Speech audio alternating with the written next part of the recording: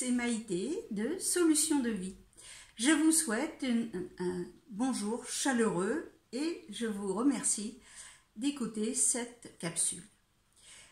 La capsule d'aujourd'hui se nomme « 7 maladresses à ne pas faire dans son couple et 7 intentions pour y remédier ».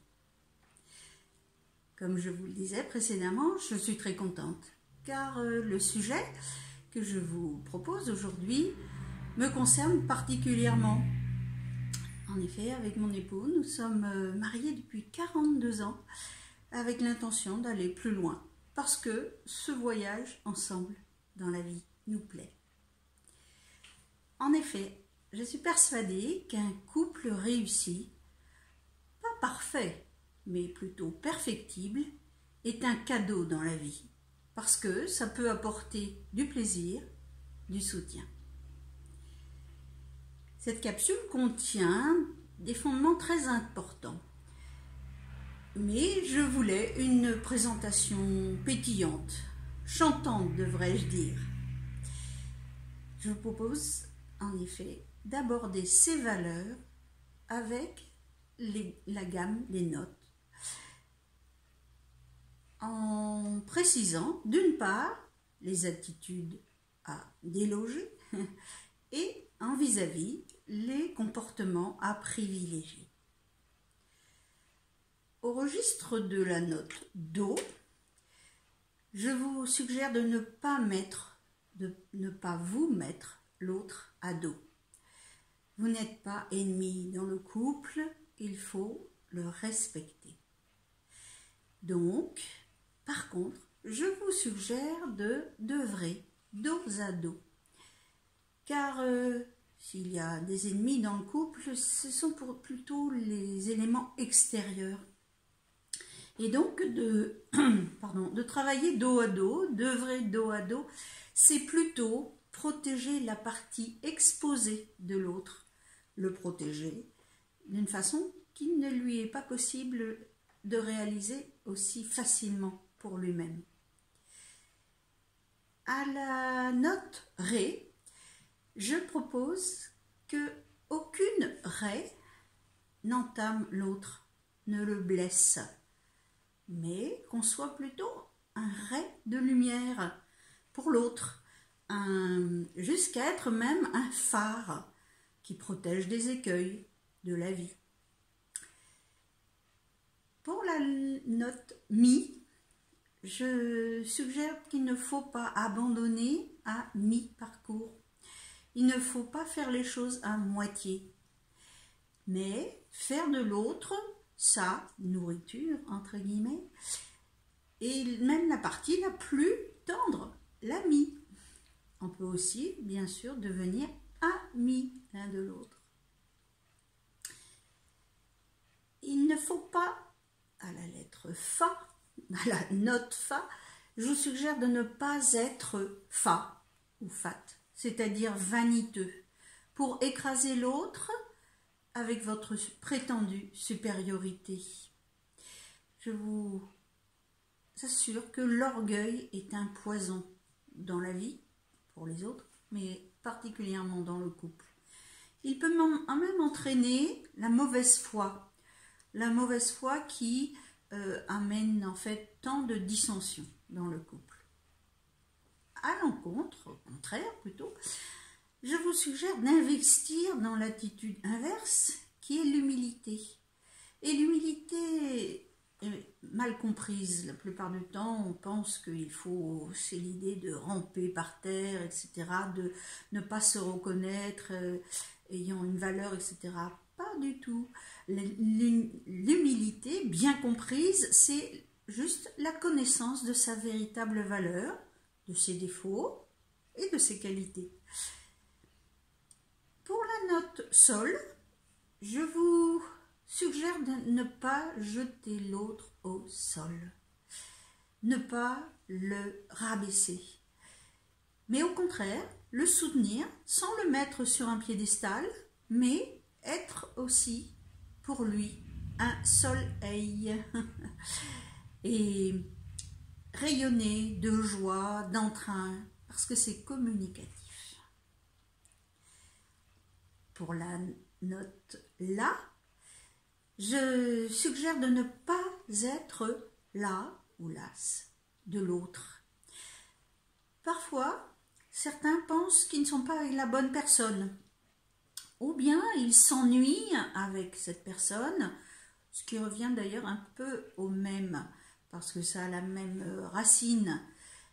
Mais puisque vous avez été attiré par cette personne, il vaudrait mieux basculer dans l'attitude inverse, qui est d'être là pour elle, pour cette personne, par une présence enrichissante. Un plus dans sa vie quand vous êtes ensemble, un moins quand vous n'êtes pas proche, quand vous êtes éloigné, géographiquement j'entends. Enfin, pour la note Si, je suggère de ne jamais mettre de conditions à l'amour. Du genre, s'il faisait ceci, je serais cela, ou je ferais cela. Ou bien, si elle agissait ainsi, je pourrais avoir ceci ou cela. Les conditions sont mortifères. Il vaut mieux donner un oui appuyé à un si. Le ressenti profondément d'un oui, d'un si, qui affirme sa disponibilité à l'autre et au couple.